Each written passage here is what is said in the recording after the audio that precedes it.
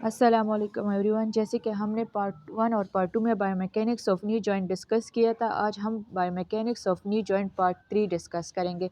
Part 3 of biomechanics of knee joint जो है वो हमारे पास है मूवमेंट्स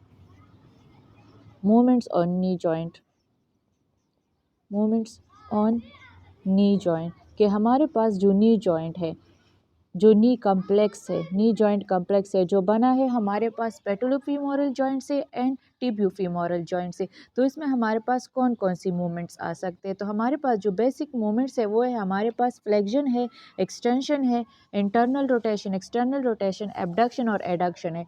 लेकिन जो कि हमारे पास नी जॉइंट जो है वो एक कम्प्लेक्स जॉइंट है, एक कम्प्लेक्स जॉइंट है। क्या मतलब है? इसमें हमारे पास टिबियोफीमोरल जॉइंट है और दूसरा जो है वो है पेटोलोफीमोरल जॉइंट है, क्योंकि इन दो जॉइंट की कम्बिनेशन से हमारे पास नी जॉइंट कम्प्लेक्स बना है। सही है। अब जब हम मूवमेंट्स परफॉर्म करेंगे तो हम देखेंगे कि हमारे पास जो टिबियोफीमोरल जॉइंट है, इस पे जो जो मूवमेंट्स परफॉर्म होंगे, जैसे फ्लेक्शन मूवमेंट है, फ्लेक्शन मूवमेंट है। तो फ्लेक्शन मूवमेंट किस तक कौन कौन, तो जब हम मूवमेंट्स के बात करते हैं तो हम बेसिकली मसल्स के बात करते हैं, क्योंकि हमारे पास कौन कौन से मसल है जो इनिशिएट करता है फ्लेक्शन मूवमेंट को, एक्सटेंशन मूवमेंट को, इंटरनल और एक्सटर्नल रोटेशन को।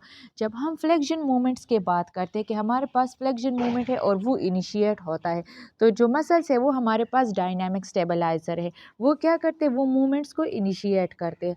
तो हमारे पास जो जो मसल्स इन्वॉल्व है नी जॉइंट में, जो हमारे पास फ्लेक्शन मूवमेंट इनिशिएट करता है, वो है हमारे पास हैमस्ट्रिंग मसल्स है, हैमस्ट्रिंग मसल्स है। दूसरा जो है हमारे पास वो है ग्रेसिलिस मसल्स, ग्रेसिलिस मसल। दूसरे जो है वो सर्टोरियस है। इसके अलावा हमारे पास गैस्ट्रोनीमियस मसल्स है, जो पोस्टीरियर लेग पे लोकेटेड है, हमारे पास गैस्ट्रोनीमियस। इसके अलावा प्लांटेरिस है, प्लांटेरिस एंड पोप्लिटीज मसल्स, पोप्लिटीज मसल्स। ये मसल जो है ये हमारे पास बेसिकली क्या करता है, इनिशिएट करता है फ्लेक्शन मूवमेंट को। जब हम ये बात करते हैं कि फ्लेक्शन मूवमेंट हमारे पास नी जॉइंट पे इनिशिएट होता है, लेकिन इससे पहले फ्लेक्शन इनिशिएट होगा जब हमारे पास लॉक्ड नी होगी, लॉक्ड नी। लॉक्ड नी अब क्या है? जब हमारे पास नी फुल एक्सटेंडेड फॉर्म में होगी, फुल एक्सटेंशन, जो लोग नी है वो हमारे पास फुल एक्सटेंशन ऑफ नी को हम कहते हैं। जब हमारे पास नी पे फुल एक्सटेंशन होगा, लॉक्ड का क्या मतलब है? जब हमारे पास दो सरफेस है, फॉर एग्जांपल ये हमारे पास सरफेस है, दो सरफेसेस है, तो ये एक ही मतलब एक ये सरफेस होगा और एक ही, जब इसमें हमारे पास ज़ीरो कॉन्टैक्ट, मतलब इसमें कॉन्टैक्ट फुल कॉन्टैक्ट है और ज़ीरो डिस्टेंस होगा, मतलब टू सरफेसेस है और वो फुली इन कांटेक्ट में है एक दूसरे के साथ, जिसके बाद हमारे पास मूवमेंट प्रोड्यूस नहीं होंगे, तो वो हमारे पास एक लॉक्ड पोजीशन है, एक जॉइंट के लिए, एक मूवमेंट के लिए। तो हमारे पास जो नी पे लॉक नी होगा तो वो वहाँ पे फुल एक्सटेंशन होगा, जो फुल एक्सटेंशन होगा वहाँ पे नो मूवमेंट्स प्रोड्यूस होगा, क्योंकि नी फुल एक्सटेंडेड है और दोनों सरफेस जो हमारे पास टिबिया एंड फीमर है कि कॉन्डाइल से वो एक दूसरे के साथ इन कांटेक्ट में होंगे, तो इसके बाद हमारे पास मूवमेंट नहीं होगा। अब जब हमारे पास नी तो लॉक्ड है, इसको हम अनलॉक्ड करेंगे तभी हमारे पास क्या होगा, फ्लेक्शन मूवमेंट होगा। तो हमारे पास जो ये पोप्लिटीज मसल्स है, ये हमारे पास मेन मसल है, अनलॉकर मसल है, इसको हम लॉकस्मिथ भी बोलते हैं। अब लॉकस्मिथ का क्या मतलब है? यहाँ पे इसका मतलब है कि जो हमारे पास लॉक नी की पोजीशन आई है, ये मसल एक्ट करेगा हमारे पास कहाँ पे, जो जॉइंट बना है, जॉइंट किस चीज़ में बना है, फीमर में बना है और टिबिया में, तो ये रोटेट करेगा किस चीज़ को, फीमर को मीडियली रोटेट करेगा, और इस मीडियली रोटेशन के रिजल्ट में हमारे पास क्या आएगा, हमारे पास फ्लेक्शन मूवमेंट आएगी। तो फ्लेक्शन मूवमेंट जो है वो हमारे पास इस मसल की वजह से आती है, क्योंकि ये हमारे पास नी को अनलॉक्ड करता है। सही है। और जो मसल्स है हमारे पास बेसिकली हैमस्ट्रिंग मसल हो गई, ग्रेसिलिस सर्टोरिस, ग्रेस्टोनीमियस प्लांटियस पोप्लिटिस। ये मसल जो है ये हमारे पास इनिशिएट करता है कौन सी मूवमेंट को, फ्लेक्शन मूवमेंट को। ये था हमारे पास फ्लेक्शन मूवमेंट। अगर अब हम बात करें एक्सटेंशन मूवमेंट की, तो एक्सटेंशन मूवमेंट जो है वो भी हमारे पास नी जॉइंट पे आकर होता है। और वो हमारे पास कौन कौन से मसल्स करते हैं, तो वो हमारे पास जो मसल्स करते हैं उस अब मैं वो लिखूँगी। हमारे पास जो एक्सटेंशन मूवमेंट है वो हमारे पास डिफरेंट टाइप ऑफ मसल्स करते हैं। तो उसमें हमारे पास क्वाड्रिसेप्स मसल आते हैं, पेटेला आता है एंड पेटेला टेंडन आता है। सही है हमारे पास जो एक्सटेंशन मूवमेंट्स है।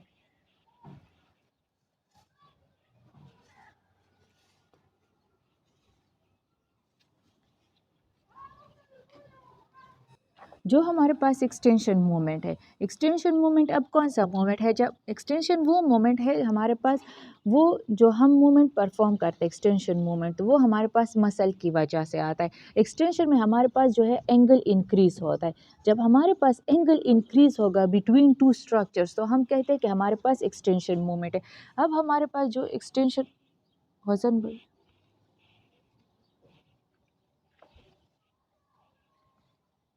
वीबर, जो हमारे पास एक्सटेंशन मूवमेंट है तो वो हमारे पास कब होगा, जब हमारे पास एंगल इंक्रीज होगी।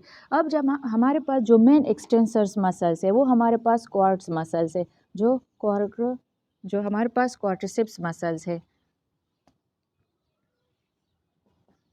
जो क्वाड्रिसेप्स मसल्स है वो हमारे पास क्या है, वो हमारे पास main extensor of knee joint है। सही है। अब क्वाड्रिसेप्स मसल्स हमारे पास फर्दर 3 मसल्स पे कॉन्सिस्ट है। हमारे पास है वास्टस मीडियलिस, लेटरालिस और इंटरमीडियस। ये मसल जो है हमारे पास क्या करता है, ये मसल जो है हमारे पास एक्सटेंशन ऑफ नी जॉइंट को इनिशिएट करता है। यहाँ पे हम कहते हैं कि हमारे पास जिस तरह एल्बो जॉइंट में बाय जॉइंट मसल्स थे, बाय जॉइंट का क्या मतलब है, जो हमारे पास 2 मसल्स हो और वो एक मूवमेंट को परफॉर्म करते हैं, जैसे मसल क्रॉसिंग करते हैं 2 जॉइंट्स को। इस तरह हमारे पास इस नी जॉइंट में जो वास्टस मीडियलिस है, ये हमारे पास है वास्टस फीमोरस मसल्स, वास्टस फीमोरस मसल जो हो गया, ये हमारे पास कौन सा मसल है, बाय जॉइंट मसल है, क्योंकि यहाँ पे एक तो ये हिप जॉइंट को क्रॉस करता है और दूसरा ये हमारे पास कौन से जॉइंट को क्रॉस करता है, नी जॉइंट को क्रॉस करता है। तो ये 2 जॉइंट को क्रॉस करते इसलिए हम इसको बाय जॉइंट मसल कहते हैं और इसकी रिजल्ट में हमारे पास एक्सटेंशन मूवमेंट आती है। इसके बाद हमारे पास है एक्सटर्नल रोटेशन, इंटरनल रोटेशन। तो अब हम एक्सटर्नल और जो हमारे पास रोटेशनल मोशंस हो गए, रोटेशनल मोशंस में अब कौन कौन से मोशन आते हैं, मतलब हमारे पास है lateral rotation at knee joint and medial rotation at knee joint. जो हमारे पास lateral rotation at knee joint है तो वो हमारे पास बेसिकली कौन सा मसल करता है, बाइसेप्स फीमोरस। ये मसल जो है ये हमारे पास इनिशिएट करता है कौन सी मूवमेंट को, लेटरल रोटेशन को। और ये कितनी डिग्री पे होगा, ये हमारे पास 30 degree to 40 degree external rotation knee joint पे अकर होता है due to which muscle, due to biceps femoris muscle. अब हमारे पास है मीडियल रोटेशन। जो मीडियल रोटेशन है एक नी जॉइंट, वो बेसिकली 5 मसल्स की कॉन्ट्रैक्शन एंड रिलैक्सेशन की वजह से हमारे पास मीडियल रोटेशन मोशन आता है हमारे पास किस जॉइंट में, नी जॉइंट में। वो मसल जो है वो है हमारे पास सबसे पहले है सीमी मेम्ब्रेनोसिस,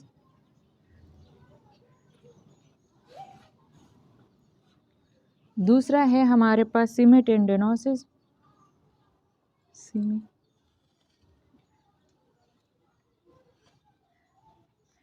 फिर है हमारे पास ग्रेसिलिस 3rd नंबर पे, 4th है हमारे पास सर्टोरियस और 5th है हमारे पास पोप्लिटीज। ये 5 मसल जो है हमारे पास 5 मसल ग्रुप ऑफ 5 मसल ये हमारे पास इनिशिएट करता है medial rotation at knee joint. तो ये हमने पढ़ लिया कि हमारे पास मूवमेंट्स अकर होते हैं नी जॉइंट पे, लेकिन ये हमने किसकी रिलेटेड पढ़ा, ये हमने टिबियो-फीमोरल जॉइंट की रिलेटेड पढ़ लिया कि टिबियो-फीमोरल जॉइंट की रिलेटेड हमारे पास जो मूवमेंट्स इनिशिएट होते हैं वो है हमारे पास एक्सटर्नल रोटेशन है, इंटरनल रोटेशन होगा या इसको हम लेटरल एंड मीडियल रोटेशन भी कह सकते हैं। इसके बाद एक्सटेंशन एंड फ्लेक्शन भी होगा। अब इसके जो हमने मीडियल रोटेशन पर जो इसके एंगल मैं लिखना भूल गई, तो ये हमारे पास है 20 to 30 डिग्री। 20 to 30 डिग्री हमारे पास medial rotation at knee joint है, इसको हम इंटरनल रोटेशन भी बोल सकते हैं। जबकि 30 to 40 डिग्री जो है वो हमारे पास है एक्सटर्नल या lateral rotation at knee joint. सही है। अब हम मूवमेंट को देखेंगे कि मूवमेंट हमारे पास परफॉर्म होता है, लेकिन किसके अकॉर्डिंग, पेटुलो-फीमोरल जॉइंट के अकॉर्डिंग। जो हमारे पास पेटुलो-फीमोरल जॉइंट है उसके अकॉर्डिंग मूवमेंट्स को आप देखते हैं। अब हम मूवमेंट को किसके अकॉर्डिंग पढ़ेंगे, जो पेटेलो-फीमोरल जॉइंट है उसके मोशन के अकॉर्डिंग हम मूवमेंट्स पढ़ेंगे। जिस तरह हमने पढ़ लिया कि हमारे पास एक्सटेंशन मूवमेंट है और इसके अलावा हमारे पास फ्लेक्शन मूवमेंट है, तो ये दोनों हमारे पास किसके अकॉर्डिंग है, ये है टिबियो-फीमोरल जॉइंट के अकॉर्डिंग। लेकिन जब ये मूवमेंट्स परफॉर्म होते हैं तो हमारे पास पेटेला जो है, पेटेला का मोशन किस तरफ होता है, पेटेला हमारे पास किस डायरेक्शन में जाती है, फॉरवर्ड जाती है, लेटरल जाती है, कौन सी तरफ जाती है। तो हमारे पास जिस तरह हमने पढ़ा था कि पेटेला एक ट्राइंगुलर बोन है जिसको हम नी कैप भी बोल सकते हैं। क्या बोल सकते हैं, नी कैप, क्योंकि हमारे पास नी और जो हमारे पास फीमर है और टिबिया है उस पे अपरली पड़ा हुआ है, तो इसको हम नी कैप बोलते हैं। जब हमारे पास एक्सटेंशन एंड फ्लेक्शन मूवमेंट होगी तो उस दौरान जो हमारे पास पेटेला है, जो पेटेला है वो मूव करेगा, मूव इंफीरियरली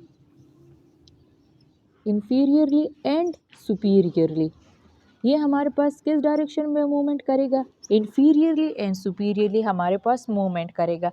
तो ये था हमारे पास movement at knee joint according to किसकी, पेटुलो-फीमोरल जॉइंट में। लेकिन जब और ये मूवमेंट जो करेगा तो इसमें ये जो जाएगा इंफीरियरली एंड सुपीरियरली, तो ये मोस्टली 7 सेंटीमीटर जाता है। सही है, 7 सेंटीमीटर या तो फॉरवर्ड जाता है या हमारे पास इंफीरियर आता है। अब इस ट्रैकिंग और पेटेला को कौन मतलब स्टेबलाइज रखता है कि पेटेला हमारे पास एक ही पोजीशन में आ जाए। जो हमारे पास क्वाड्स मसल्स है, जो हमारे पास क्वाड्स मसल्स है, तो जो हमारे पास रेक्टस वास्टस लेटरलिस मसल्स है, वास्टस लेटरलिस, ये मसल जो है, ये जो हमारे पास पेटेला है इसको लेटरली पुश करते हैं कि ये लेटरल तरफ पे आ जाए। जबकि हमारे पास जो वास्टस मीडियस ओब्लिक मसल्स है वो इस लेटरल पुलिंग ऑफ जो लेटरल पुलिंग ऑफ पेटेला है ना, इसको रेजिस्ट करता है, अपोज करता है कि ये हमारे पास लेटरली ना जाए और specific at centre of knee joint पे रह जाए। तो हमारे पास जो क्वाड्स मसल है ये स्टेबलाइज रखता है हमारे पास पेटेला को। जब हमारे पास एक ये बात हो गई कि हमारे पास जो ट्रैकिंग ऑफ पेटेला है वो हमारे पास क्वाड्स मसल करते हैं, ट्रैकिंग ऑफ पेटेला ये हमारे पास क्वाड्स मसल करते हैं। लेकिन अगर हमारे पास माइल ट्रैकिंग आ गई, माइल ट्रैकिंग का अब क्या मतलब है, माइल ट्रैकिंग का ये मतलब है कि हमारे पास जो ये पेटेला है ये हमारे पास सेंटर्ड पोजीशन, क्योंकि ये सेंटर्ड पोजीशन में है, ये उस सेंटर्ड पोजीशन में नहीं रहेगी, ये कभी लेटरल जाएगी, कभी फॉरवर्ड, कभी बैकवर्ड मतलब इंफीरियरली, कभी मीडियरली। तो ये माइल ट्रैकिंग ऑफ जो पेटेला है ये कौन सा करते हैं, जब हमारे पास इलियोटिबियल बैंड जो है, इलियोटिबियल बैंड जो हमारे पास कहाँ से स्टार्ट है, हमारे पास इलियम से स्टार्ट है और लेटरली अटैच है हमारे पास टिबिया पे। ये बैंड पे अगर हमारे पास ये बहुत ज़्यादा टाइट हो गया तो इसके टाइटनेस और इसकी माल फंक्शनिंग की वजह से हमारे पास माल ट्रैकिंग ऑफ पेटेला आएगा, ये पेटेला को सेंटराइज्ड पोजीशन में नहीं रखेगा। तो ये था हमारे पास बायोमैकेनिक्स ऑफ नी जॉइंट में पार्ट 3 में हमने movement of on knee joint पढ़ लिया। हमने पढ़ लिया कि हमारे पास कौन सी movement, external rotation, internal rotation, flexion हो रहा है, एक्सटेंशन हो रहा है। अब हमने एक वर्ड एक मूवमेंट नहीं पढ़ा। एक मूवमेंट वो कौन सा है, वो हमारे पास एबडक्शन और एडक्शन मूवमेंट है। जो हमारे पास एबडक्शन और एडक्शन मूवमेंट्स है,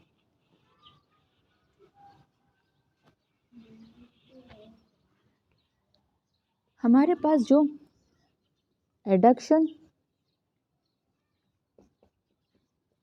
एंड एबडक्शन मूवमेंट है,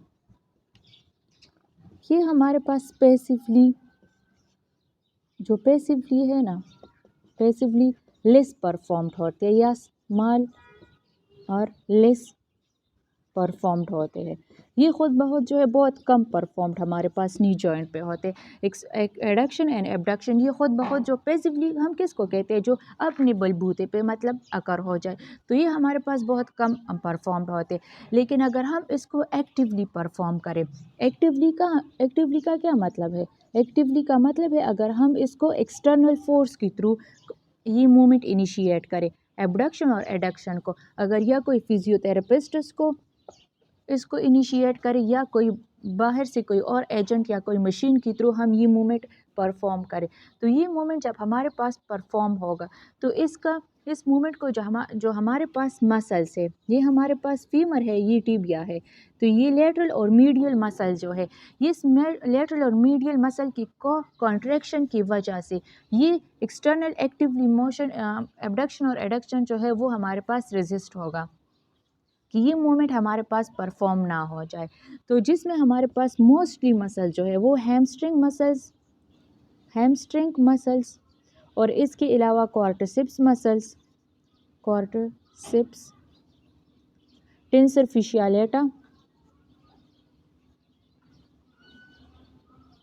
फिशियालेटा एंड ग्रेसिलिस, ये मसल्स जो है ना, ये क्या करते हैं, ये चार मसल, ये तो ग्रुप ऑफ मसल है, हैमस्ट्रिंग एंड क्वाड्रिसेप, लेकिन टेंसर फिशियालेटा और ग्रेसिलिस, ये मूवमेंट, इसकी को कॉन्ट्रैक्शन इस मूवमेंट को एबडक्शन और एडक्शन को एक्टिवली जो है वो रेजिस्ट करते हैं कि हमारे पास अकर ना हो जाए। लेकिन इसकी रेजिस्टेंस कितनी है, 11 to 14% ये हमारे पास रेजिस्ट करता है। 11 to 14% हैमस्ट्रिंग क्वाड्रिसेप्स टेंसर फिशियालेटा हमारे पास एक्टिवली जो एबडक्शन और एडक्शन है इसको क्या करता है, रेजिस्ट करता है।